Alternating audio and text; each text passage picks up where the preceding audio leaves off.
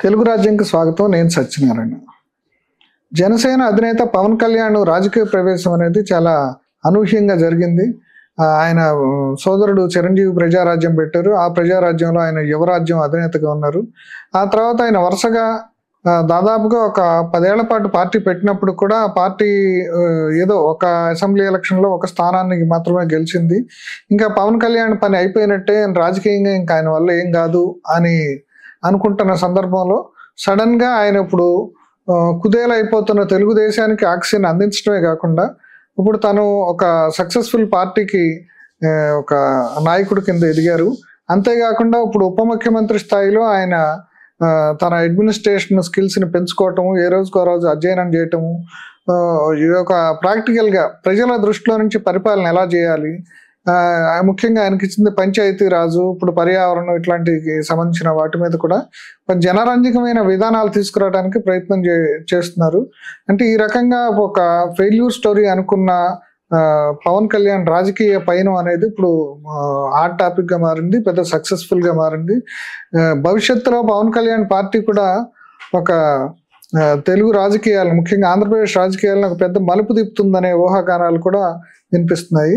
ఈ అంశాలన్నింటినీ మనతో చర్చించడానికి సీనియర్ జర్నలిస్టు అన్నవరం బ్రహ్మయ్య గారు మనతో ఉన్నారు. ఆయన విజయవాడ ప్రెస్ క్లబ్ అధ్యక్షుడిగా పనిచేశారు.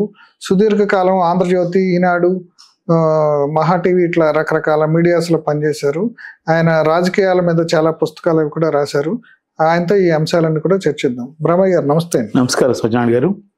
అదేండి, ఇప్పుడు పవన్ కళ్యాణ్ ఒక ఫెయిల్యూర్ స్టోరీ అనుకున్నారు అందరూ కూడా, కానీ తర్వాత ఇప్పుడు చూస్తే అది ఒక చాలా తెలుగు రాజకీయాల్ని, ముఖ్యంగా ఆంధ్రప్రదేశ్ రాజకీయాలను ఒక మలుపు తిప్పే పార్టీ కింద మారే అవకాశం కనిపిస్తుంది. ఏ రకంగా చూసినా సరే మీ విశ్లేషణ ఏంటి? అవునండి, ఇప్పుడు మనకు పూర్వీకులు చెప్పేవాళ్ళు సహనం భూషణం అని చెప్పేసి, సహనంగా ఉంటే దేన్నైనా సాధించవచ్చు అని చెప్తారు.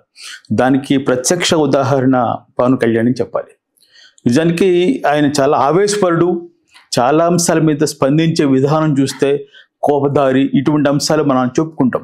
కానీ మొదటిసారి ఎన్నికలు కంప్లీట్ అయిపోయిన తర్వాత, జగన్మోహన్ రెడ్డి గారి అధికారంలోకి వచ్చిన తర్వాత ఆయన అవలంబిస్తున్నటువంటి ప్రజా వ్యతిరేక విధానాలకి ఈయన బాగా మెచ్యూరిటీ పొందాడేమో అనిపిస్తుంది ఆయన చూస్తే. ఒక రకంగా పవన్ కళ్యాణ్ గారి మెచ్యూరిటీకి జగన్మోహన్ రెడ్డి ఇండైరెక్ట్ కారణమేమో అని చెప్పి నాకు అనిపిస్తూ ఉంటుంది. అంత మెచ్యూర్డ్గా వ్యవహరించారు. ఆయన మెచ్యూర్డు ఏ స్థాయికి వెళ్ళిందంటే, జాతీయ స్థాయికి వెళ్ళడానికి చాలా మందికి చాలా సంవత్సరాలు పడుతుంది. ఒక నాయకుడు జాతీయ స్థాయి వెళ్ళటానికి. ముఖ్యమంత్రిగా చేసిన తర్వాత కేసీఆర్ లాంటి వాళ్ళు కూడా చాలా కింద మీద పడ్డారు జాతీయ స్థాయిలో గుర్తింపు తెచ్చుకోవడానికి. కానీ ఇవాళ పవన్ కళ్యాణ్ గారు జాతీయ స్థాయికి వెళ్ళిపోయారు. ఆయన ఒక ఫెయిల్యూర్ నాయకుడు అనుకున్న వ్యక్తి తనకున్నటువంటి సహనంతో, తనకున్న పరిణితిని పెంచుకొని వాళ్ళు జాతీయ స్థాయి నాయకుడిగా గుర్తుపెట్టుకోండి. వాళ్ళు పవన్ కళ్యాణ్ పోటీ చేస్తే, ఫోన్ చేస్తే మోడీ గారు స్పందించే స్థితి, ఏ ఎన్డీఏ నాయకుడైనా కూడా వాళ్ళు స్పందించే స్థితి, ఫోన్ చేస్తే అంత స్థాయికి ఆయన ఎదిగాడు.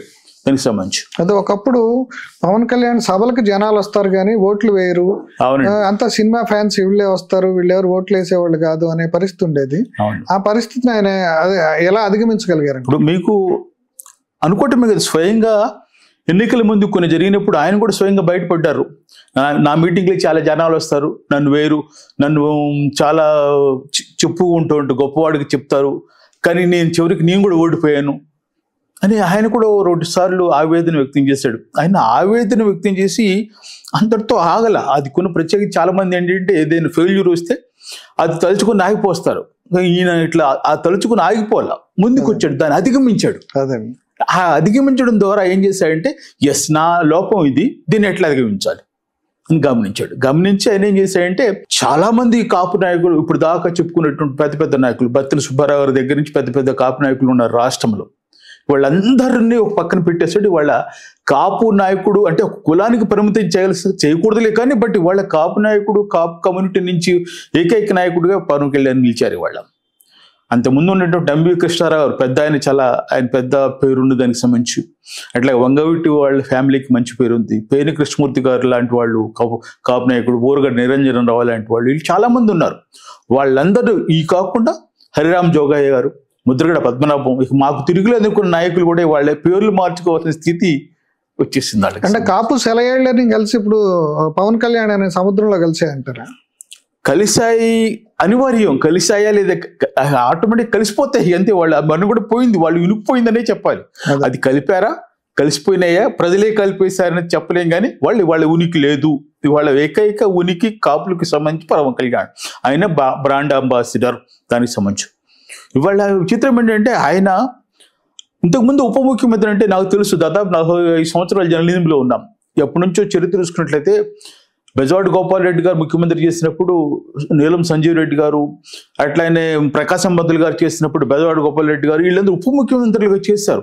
పివి నరసింహరావు గారు చేశారు ఒక దశలో ఉప ముఖ్యమంత్రిగా, ఉప ప్రధానులుగా చేశారు. ఇవన్నీ కూడా వాళ్ళు ఏమయ్యేవాళ్ళంటే 6వ వేళ లాంటిది ఉప ముఖ్యమంత్రి పదవి అంటే దానికి పెద్ద ఏముంటుంది అని అంటారు. కానీ ఇవాళ దానికి భిన్నంగా ఇవాళ ఉప ముఖ్యమంత్రి పదవి 6వ వేలు కాదు, 6వ ప్రాణం అనే స్థితికి పవన్ కళ్యాణ్ తీసుకొచ్చాడు. సో అది ఆయనకు ఉన్నటువంటి ప్రత్యేకత, దాన్ని నిలుపుకున్నాడు. అయితే ఇక్కడ మనం గమనంలో తీసుకోవాల్సింది ఏంటంటే స్నేహానికి తెలుగుదేశం పార్టీ కూడా కట్టుబడింది. తెలుగుదేశం పార్టీని కష్టకాలంలో ఆదుకున్నాడు. అటువంటి స్థితిలో ఇవాళ కలుపుకోని తర్వాత గతంలో చంద్రబాబు నాయుడు గారు ఏం చేశారు, మొదటిసారి ఎన్నికలైనప్పుడు ప్రతి బీసీ నుంచి ఒక ఉప ముఖ్యమంత్రి ఇచ్చాడు, కాపుల నుంచి ఒక ఉప ముఖ్యమంత్రి ఇచ్చారు, ఇట్లా అన్ని ఇచ్చారు. కానీ ఈసారి ఆ ఉప ముఖ్యమంత్రి పదవిని గౌరవిస్తూ దానికి ఇచ్చిన పవన్ కళ్యాణ్కి ప్రేమను చూపిస్తూ మరొకరికి ఇలా ఒకే ఒక్క డిప్యూటీ సీఎం ఇవాళ ఆంధ్రప్రదేశ్లో. ఇప్పుడు ఎన్నికల ముందు సినారియో ఒకసారి గుర్తు తెచ్చుకుందామండి. ఎన్నికల ముందు తెలుగుదేశం పెద్ద పార్టీ, అవును, కానీ చంద్రబాబు నాయుడు కంటే కూడా జగన్కి ప్రధాన ప్రత్యర్థి అక్కడ ప్రత్యర్థిగా పవన్ కళ్యాణ్. అంటే పవన్ కళ్యాణ్ వర్సెస్ జగన్ అనేది ఒక టైంలో పెద్ద పోటీ అయింది. అంటే మాటల్లో కానీ సోషల్ మీడియాలో కానీ ఒకరినొకరు టార్గెట్ చేసుకోవడం ద్వారా వాళ్ళిద్దరు ప్రధాన ప్రత్యర్థులుగా ఉన్నారు. ఎందుకు దాన్ని మీరు దాన్ని ఎందుకు ఎట్లా అయిందంటే, ఒకటి ఈయన సినిమా హీరో, గ్లామర్ ఉన్నటువంటి హీరో. ఇంచుమించు ఆయన నటించిన సినిమాలు 25 లోపే, కానీ అన్ని సక్సెస్ ఎక్కువ, దాదాపు 90% సక్సెస్ ఉన్నటువంటి సినిమాలు ఈయనకి సంబంధించి. ఇటువంటి నుంచి ఇద్దరు సమవయస్కులు, జగన్మోహన్ రెడ్డి ఈయన వచ్చేసి దాదాపు సమవయస్కులు. అంటే పోటీ తత్వం అక్కడ ఎక్కువ ఉంటుంది దానికి సంబంధించి. ఇద్దరు అట్లా చూస్తారు, ఈయన పెద్ద ఆయనగా చూస్తారు తప్ప మీ పోటీ పవన్ కళ్యాణ్ గానే భవిష్యత్ నాయకుడు ఎవరు రాష్ట్రంలో అంటే ఆయన పేరే చెప్పే స్థితి వాళ్ళు తీసుకొచ్చాడు జగన్మోహన్ రెడ్డికి సంబంధించి. సో ఆ నేపథ్యం వాళ్ళు అట్లనే కాపు కమ్యూనిటీ కూడా చాలా బలమైన కమ్యూనిటీ. వాళ్ళ రెడ్డి సామాజిక వర్గం, కమ్మ సామాజిక వర్గం, ఆ రెండింటి సంఖ్యాబలం చూడు, రెండింటి కంటే కూడా ఇది కాపు సామాజిక వర్గ సంఖ్యాబలం ఎక్కువ. వీళ్ళు 2 రకాల వాళ్ళు ఉన్నారు. 2 రకాల వాళ్ళు ఉన్నప్పటికీ బీసీ కాపులు ఉన్నారు, ఓసీ కాపులు ఉన్నారు. ఉన్నప్పటికీ వాళ్ళు ఒకే కాపుల కింద చలామణి అవుతున్నారు రాజకీయంగా వచ్చినప్పుడు. అంటే రాజ్యాధికారం మనకి ఇంకా రాలేదు అని ఆస్పైరింగ్ కాస్ట్ లో కూడా ఇప్పుడు కాపులు ఉన్నారండి. వాళ్ళ ఒక నాయకుడి కోసం వెతుకులాట చాలా కాలంగా. అవునండి. ఇప్పుడు ఆ ప్లేస్ ని ఫుల్ఫిల్ చేసినట్టేనంటారా? ఒక రకంగా చేసినట్టే. అయితే ఇప్పుడు దీనికి చాలా చాలా అంశాలు ఉన్నాయి. ఇంకా మిగతా అంశాల్లో కూడా ఆయన చుట్టూ ఆయనతో పాటు ప్రయాణం చేసే వాళ్ళు కూడా ఇంకా యాక్టివేట్ కావాల్సిన అవసరం ఉంది. ఇవాళ ఇప్పుడు పవన్ కళ్యాణ్ గారికి మంచి ఇమేజ్ ఉన్నది. ఆయన పార్టీని ఇంకా సంస్థాగతంగా గ్రామ స్థాయిలో తీసుకెళ్లాల్సిన అవసరం ఉంది. ఇంకా ఇవాళ ఏంటంటే ఆయన నాయకుడికి తిరుగులేని నాయకుడు, పార్టీని కూడా తిరుగు లేకుండా చేయాలంటే బూత్ స్థాయి. ఇవాళ చాలా రాజకీయ పార్టీలు బూత్ కమిటీ లెవెల్ కమిటీలు ఉన్నాయి బూత్ లెవెల్లో. ఈయనకి గ్రామ స్థాయిలో కాదు, తాలూకా స్థాయిలో, మండల స్థాయిలో కూడా సరైన కమిటీలు ఇంకా ఏర్పడాలి ఆయనకి. ఈయన సంస్థాగతంగా పార్టీని బలపరచుకోవాల్సిన అవసరం ఉంది. అప్పుడు తిరుగులేని నాయకుడు అవుతాడు ఆయన. ఇప్పుడు వైసీపీ బలహీనపడిన నేపథ్యంలో ఇప్పుడు కాపు సెక్షన్స్ లేదంటే కాపు సెక్షన్స్ కి సంబంధించిన ఒక వ్యాక్యూమ్ ఏర్పడింది పొలిటికల్ గా. చాలా మంది అక్కడ ఇప్పుడు మీరు చెప్పిన పేరుని కృష్ణమూర్తి కొడుకు నాని గాని వీళ్ళందరూ కూడా ఉన్నారు. అట్లాగే ఇప్పుడు నిన్న ఉమ్మారెడ్డి వెంకటేశ్వర్ల అల్లుడు రోసయ్య కూడా ఇప్పుడు ఈ పార్టీలోకి వస్తాడు. ఇప్పుడు వాళ్ళంతా కూడా వైఎస్ఆర్సీపీకి రిజైన్ చేశాడు. చాలా మంది కాపు నాయకులు ఇప్పుడు వైఎస్ఆర్సీపీ నుంచి జనసేనకు వస్తారు అనేది చెప్తున్నారు. అంటే ఆ వ్యాక్యూమ్ ని ఇప్పుడు మీరు చెప్పిన సంస్థాగతమైన నిర్మాణం, సంస్థాగతంగా పలుకుబడి ఉన్న నాయకులకు సంబంధించి కొంత వీక్నెస్ ఉంది. ఇప్పుడు అంతా పవన్ కళ్యాణ్ అభిమానులు, కుర్రకారు వీళ్ళంతా అంటే వాళ్ళు చేస్తారు. కానీ ఇప్పుడు అంటే ఇప్పుడు వీళ్ళందరూ రావటం ద్వారా, వీళ్ళందరూ ఈ పార్టీలోకి రావటం ద్వారా ఇప్పుడు మీరు చెప్పిన లోటు పూడ్చినట్టు అవుతుందండి. ఖచ్చితంగా పూడ్చినట్టు అవుతుంది. వాళ్ళు ఈ మధ్యన ఒక ప్రకటన కూడా చేశారు. జనసేన వైపు చాలా మంది వైఎస్ఆర్సీపీ నాయకులు చూస్తున్నారు, అడుగుతున్నారు, మేము చేర్చుకుంటాం. కానీ అధికారంలో ఉండగా ఎవరైతే అగ్రెసివ్గా ఉన్నారో, ప్రజల్ని పీడించారో వాళ్ళని మాత్రం ప్రవేశం లేదు, మిగతా వాళ్ళందరికీ ప్రవేశం ఉన్నది అని స్పష్టంగా చెప్పారంటే వాళ్ళ విధానం కూడా అంటే ప్రజల కోణం కూడా వాళ్ళు పరిగణలోకి తీసుకున్నారు. అంటే వైఎస్ఆర్సీపీలో ఉండి ప్రజలను వేధించేటప్పుడు అతను కాపు నాయకుడు అయినప్పటికీ ప్రజలను వేధించడానికి అతను తీసుకోవడానికి మీ సిద్ధంగా లేమని చెప్తున్నారు వాళ్ళు. దీనికి సంబంధించి అంటే స్పష్టమైన అంటే ప్రజా ధోరణి, ప్రజా కోణం నుంచి వాళ్ళు ఆలోచించేస్తున్నారు. అంటే ఇంతకు ముందు కమ్మ కాపు వర్గాల మధ్య, కులాలకు మధ్య స్పర్ధ ఉండేది. అవునండి. అంటే పవన్ కళ్యాణ్ వచ్చాక ఆ కమ్మ కాపు మధ్య స్పర్ధని కొంతవరకు నివారించి, ఆ ఘర్షణని తగ్గించి అందరం కలిసి ముందుకు పోవాలని ఒక ధోరణి కొత్తగా వచ్చిందని. నిజమండి, ఇది మంచి పాయింట్, ఇది కరెక్ట్ వాస్తవం కాదు. మీకు తెలుగుదేశం పార్టీ ప్రారంభంలో ఎన్టీ రామారావు గారు పెట్టినప్పుడు విజయవాడ బేస్ ఎక్కువ లారీ ఇండస్ట్రీకి ఎక్కువగా ఉండేది. లారీ ఇండస్ట్రీ పేరుకి చౌదరులు కొంతమంది మెజారిటీ కాపులు చేతిలో ఉండేది, డ్రైవర్లు వాళ్ళే ఉండేవాళ్ళు, ఎక్కువ మంది వాళ్ళ చేతిలో ఉండేది. అంటే ప్రతి లారీకి కూడా తెలుగుదేశం పార్టీ జెండా కట్టుకుని ఆ రోజున కాపులందరూ తిరిగారు. ఆ రోజు కులం చూడలా, యూనిట్గా తిరిగారు. కానీ ఆ తర్వాత వచ్చినట్టు పరిణామాలు ఏవైతే ఉన్నాయో, విజయవాడలో జరిగిన పరిణామాలు, వంగవీటి రంగా, దేవినేని నెహ్రూకు సంబంధించిన అంశాల నేపథ్యంలో వాళ్ళ అవసరాలకి కులాల మీద నెట్టారు దాన్ని సంబంధించి. అది ఇష్టమున్నా లేకపోతే నిజం, అందరూ చెప్పుకునే మాట, అది వాస్తవం కూడా దీనికి సంబంధించి. ఇవాళ ఆ స్థితిని, అందుకోసమే గత ఎన్నికలు ఇంటి మొన్న పవన్ కళ్యాణ్ కీలకంగా మారక ముందు వరకు కూడా ఎవరు విశ్వసించేవాళ్ళు, కమ్మారు కాపులను విశ్వసించేవాళ్ళు కాదు, కాపులు కమ్మాలను విశ్వసించేవాళ్ళు కాదు. కానీ ఎప్పుడైతే మొన్న పవన్ కళ్యాణ్ గారు మాట్లాడిన తీరు, వీళ్ళిద్దరు కూడా గట్టిగా బలపడటానికి కారణం వైఎస్ రాజశేఖర రెడ్డి కొడుకు జగన్మోహన్ రెడ్డి గారి యొక్క అవలంబించిన విధానాలు. ఆయన యొక్క విధానాలు వీళ్ళిద్దరిని కూడా ఏకమత్యం చేశాయి. ప్రజలకు కూడా ప్రభుత్వం మీద కోపం ఎవరు తీర్చుకోవడానికి వీళ్ళ యొక్క ఆయుధంగా ఉన్నారన్నమాట. చక్కగా ప్రభుత్వాన్ని దెబ్బతీయాలంటే చాలా చోట్ల చూస్తే మనకు ఓటింగు మనకి ఎవరన్నది కాదు, ముందుకు జగన్మోహన్ రెడ్డి ఓడిపోవాలని కసితో ఓటు వేశారు. ఇది స్పష్టంగా కనిపించింది. దానికి సరైన రీతిలో వీళ్ళు ఏం చేశారంటే, ప్రజలు మన వైపు ఉన్నారు కాబట్టి మనం ఒళ్ళు జాగ్రత్త పెట్టుకోవాలి, ఆలోచనలు జాగ్రత్త పెట్టుకోవాలనే స్థితిని వీళ్ళకి ప్రయాణం చేశారు. అందుకోసం తగ్గారు వాళ్ళు, ఎక్కడ తగ్గాలో తెలిసాడు నాయకుడు అని చెప్పి. కారణం ఆయనకి చాలా మంది మన హరిరామ్ జోగా లాంటి వాడు, ముద్రగడ పద్మనాభ లాంటి వాళ్ళు ఏం చేశారంటే, మీరు ముఖ్యమంత్రి పదవి ఫస్ట్ టర్మ్ తీసుకోండి, మీరు అడగండి, ఇట్లా రెచ్చుకుంటారు. కానీ ఆయన రెచ్చిపోలా, చాలా పరిణితి వ్యవహరించారు. తన పార్టీ ఏమిటి, తన స్థితి ఏమిటి, తన సంస్థాగతంగా తమకున్న స్థితి ఏమిటి అని తెలుసుకునే ఆయన ఎవ్వరు రెచ్చిపోకుండా పరిణితితో వ్యవహరించి ఇవాళ తిరుగురాని నాయకుడు అయ్యాడు. ఇప్పుడు వైసీపీలో వైసీపీని ఖాళీ చేసి పెద్ద ఎత్తున ఇటు వచ్చే వాళ్ళు కూడా తెలుగుదేశం కంటే కూడా జనసేనలో ఎక్కువ కనపడుతున్నారు. అంటే ఇది చూస్తే ఫ్యూచర్లో కొంత రాజకీయ సమీకరణాల్లో ఒక విప్లవాత్మకమైన మార్పు, అంటే అనూహ్యమైన మార్పు, విప్లవం కాదనుకోండి, అనూహ్యమైన మార్పు వచ్చే అవకాశం ఉందా? దాన్ని మీరు ఎట్లా అనలైజ్ చేస్తారు? ఇప్పుడు ఇందాక మీరే చెప్పారు, వాళ్ళ ముఖ్యమంత్రి పదవికి అధికారం కోసం చూస్తున్నటువంటి ఫస్ట్ బ్రాహ్మణులు ఉన్నారు మనకి ఆంధ్రప్రదేశ్లో. బ్రాహ్మణ నుంచి రెడ్లు తీసుకున్నారు, రెడ్ల నుంచి కమారు తీసుకున్నారు. ఇవాళ కాపులు వెయిట్ చేస్తున్నారు దానికి సంబంధించి. ఆ యొక్క అధికారాన్ని కైవసం చేసుకోవడానికి, రాష్ట్రానికి నాయకత్వం వహించడానికి కాపులు ఎదురు చూస్తున్నారు. కానీ అది ఒక్కటి కులంగా చాలదు. అంతకుముందు ఏం చేశారు, గతంలో పరిస్థితి వేరు. ఎప్పుడు ఇందిరాగాంధీ టైంలో రెడ్డి కమ్యూనిటీ ఉన్నప్పుడు ఎస్సీ ఎస్టీ సామాజిక వర్గాలు కాంగ్రెస్కి అనుకూలంగా ఉన్నారు కాబట్టి ఆవిడ గెలుచుకుంటూ వచ్చింది. మీకు ఎన్టీ రామారావు తెలుగుదేశం పార్టీ ఏర్పాటు చేసిన తర్వాత బీసీలు వేరుపడ్డారు, కాంగ్రెస్ పార్టీ నుంచి వేరుపడి తెలుగుదేశం పార్టీ వైపు వచ్చారు. దాంతో కాంగ్రెస్ పార్టీ వెనకబడింది. కమారు ఏం చేశారంటే బీసీలని కలుపుకొని తీసుకెళ్ళడం ద్వారా వాళ్ళ అధికారంలోకి వచ్చారు. అంటే కాపులు అయితే they are divided between Congress and Telugu Desam. So ఇవాళ రేపు పొద్దున కూడా కాపులు విజయం సాధించాలన్నా తెలుగుదేశం బీసీలకు సంబంధించినటువంటి సామాజిక వర్గాలను కలుపుకోవాల్సిన అవసరం ఉంది. వీళ్ళు బీసీ సామాజిక వర్గాలు ఇవాళ మెజారిటీ, మీరు చెప్తున్నట్టు కొంతమంది కాపు బీసీలు ఉన్నారు, వాళ్ళని పక్కన పెడితే మిగతా మైనారిటీ బీసీ కులాలు ఉన్నాయి, చిన్న చిన్న కులాలు, చాలా కులాలు ఉన్నాయి. వాళ్ళే దాదాపు 48% ఉన్నారు. ఆ 48-42% ఉన్నటువంటి మైనారిటీ బీసీ కులాలను ఎవరైతే తమ వైపు తిప్పుకోగలుగుతారో వాళ్ళు ఖచ్చితంగా అధికారం దగ్గరగా అవుతారు. సో ఇవాళ జనసేన చూస్తున్నది ఏంటంటే, అక్కడి నుంచి వచ్చే వైఎస్ఆర్సీపీలో నుంచి అసంతృప్తితో ఓడిపోయి బాధతో ఉన్న వాళ్ళు వచ్చే వాళ్ళందరికీ స్వాగతం పలుకుతుంది. కానీ ఇప్పటికే స్థిరపడి ఉన్నటువంటి బీసీ కమ్యూనిటీకి సంబంధించిన వాళ్ళకి సంబంధించిన యంత్రాంగం కానీ వాళ్ళకి సంబంధించిన ఎత్తుగడలు ఆలోచనలు ఉన్నట్లుగా నాకు కనిపించట్లే. ఇంకా అది కూడా చేస్తే వాళ్ళు అనుకున్న సాధిస్తారు. అంటే బీసీలు ఇంకా పవన్ కళ్యాణ్ అట్రాక్ట్ చేయలేకపోతున్నాడు. చేయలేచారు. ఎందుకంటే మీకు గ్రామ స్థాయిలో కానీ అంటే సంస్థాగతంగా కింద స్థాయిలో చూసుకున్నట్లయితే కొన్ని వేరియేషన్స్ కమ్మ కాపులకి అట్లాగే కాపులకి బీసీ కులాలకి కొంచెం వేరియేషన్స్ ఉన్నాయి. మీకు గోదావరి జిల్లాలు చూస్తే శెట్టి బలిజలకి కాపులకి అసలు పడదు. గోదావరి జిల్లాలు శెట్టి బలిజలు కాపులు కదా.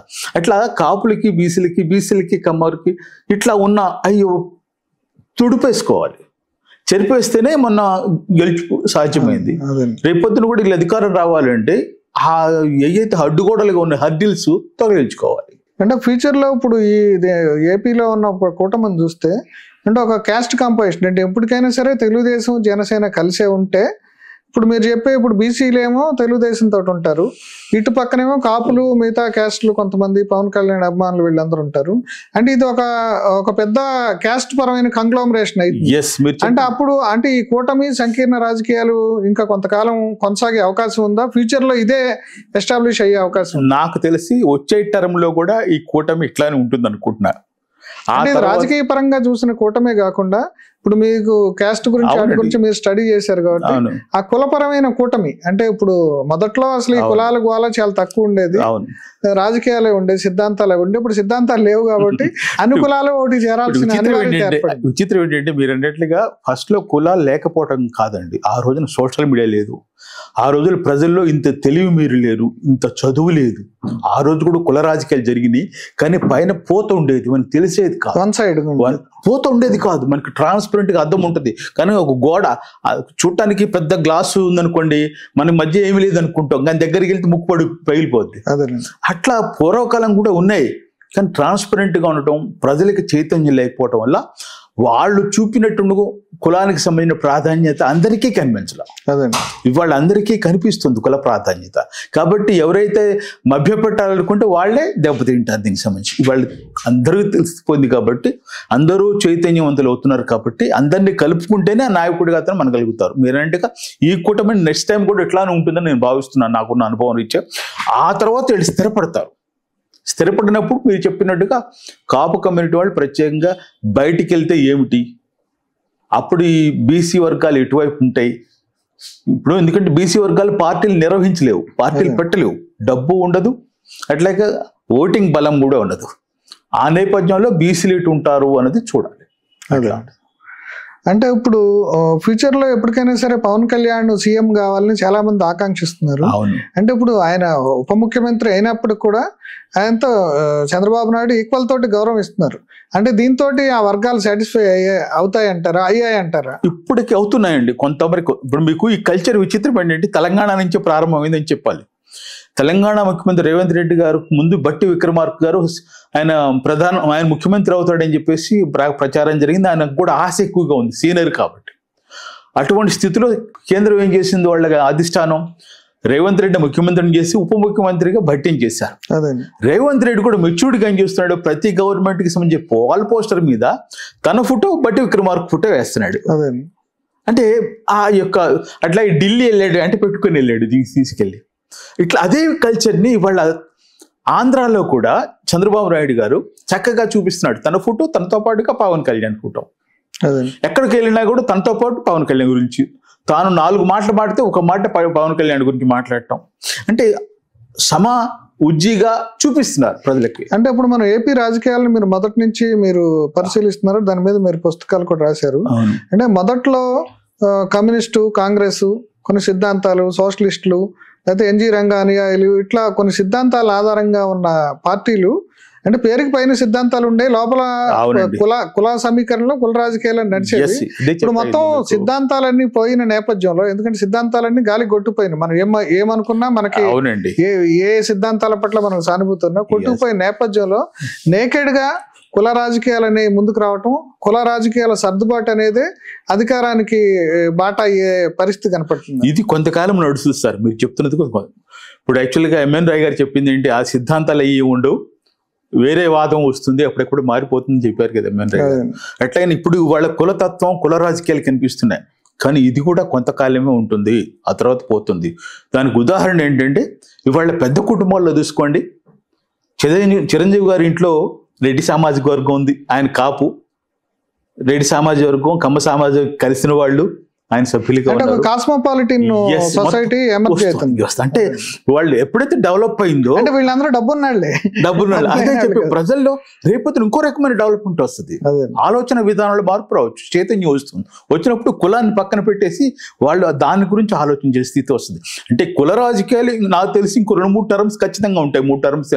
ఆ తర్వాత మాత్రం కొనసాగవండి, ఖచ్చితంగా కుల రాజకీయాలు సాగవు, వేరే రాజకీయాలు వస్తాయి. అదండి ఇప్పుడు సీన్ లో నుంచి ఇప్పుడు ముద్రగడ పద్మనాభం, హరిరామ జోగయ్య, ఆ తర్వాత తరానికి చెందిన నాయకులు, ఆ తర్వాత వంగవీటి మోహన్ రంగ కొడుకు రాధాని కూడా ఈయన దగ్గరకే తీసుకున్నాడు, ఆయన దూరంగా పెట్టలేదు. ఇంకా ఇప్పుడు ఈ రోసయ్య ఉమారెడ్డి, అంటే ఉమారెడ్డి వారసుడైన రోసయ్య, ఇట్లా మనము తీసుకుంటే వీళ్ళందరూ కూడా ఇప్పుడు ఎలిమినేట్ అయిపోయినట్టేనా? అంటే ఒక పెద్ద నాయకుల కింద, అంటే వీళ్ళు పెద్ద నాయకుల కింద కాదులే కానీ అంటే వీళ్ళందరినీ Pavan Kalyan replace second cadre నాయకులుగా రిప్లేస్ చేసేసాడు. సెకండ్ కేడర్ కు సంబంధించి మనకు ఫస్ట్ కేడర్ లో ముఖ్యమంత్రి కాదగిన వాళ్ళంతా నాయకులు ఉంటారండి, ముఖ్యమంత్రి అయినా. కాబట్టి ఇప్పుడు ఉదాహరణకి గతంలో చూసుకున్నట్లయితే ముద్రగడ వాళ్ళ క్యాస్ట్ లో నెంబర్ 1 స్థాయిలోనే ఉన్నాడు. అదే కానీ ప్రభుత్వానికి ఏర్పాటుకి సంబంధించి చాలదు, ఆయనకు సంబంధించి అంటే అధికారంలోకి రావడానికి చాలా అది దానికి సంబంధించి. ఇవాళ కారణాలు ఏదైనా పవన్ కళ్యాణ్ వాళ్ళు ముఖ్యమంత్రి స్థాయికి ధీటుగా ఎదిగి ఉన్నాడు.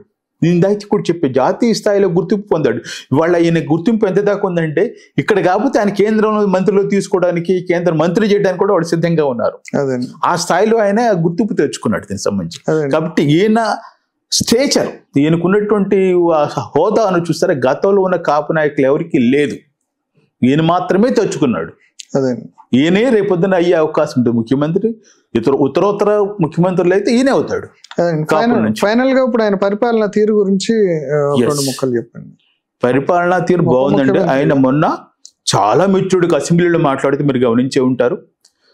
ఎవరు తప్పు చేసినా, నీవు చేసినా, ముఖ్యమంత్రి చేసినా క్వశ్చనబుల్, ఆన్సరబుల్ గా ఉండవలసిందే, వాళ్ళని బాధ్యులు చేయాల్సిందే అని చెప్పడంలో ఆయన పరిపాలనాపరమైన మెచ్యూరిటీని చూపిస్తుంది దీనికి సంబంధించి. అట్లాగే గ్రామీణ ప్రాంతాలు ఆయన చెప్పాడు, పంచాయతీరాజు గ్రామీణాభివృద్ధి తక్కువ శాఖ కాదు, నాకు సరైన శాఖ ఇచ్చారని చెప్పి ఆయన ప్రకటన చేశాడు. మంత్రివర్గ విస్తరణ తర్వాత చేసిన దాంట్లో వాస్తవం కూడా మంచి శాఖ. ఆయనకు కూడా గ్రామాలు, గ్రామీణ ప్రాంతాల ప్రజల మీద ఉన్నటువంటి అభిప్రాయం, ఆ శాఖ కేటాయించడం ఆయన ఇవ్వటం మంచిది.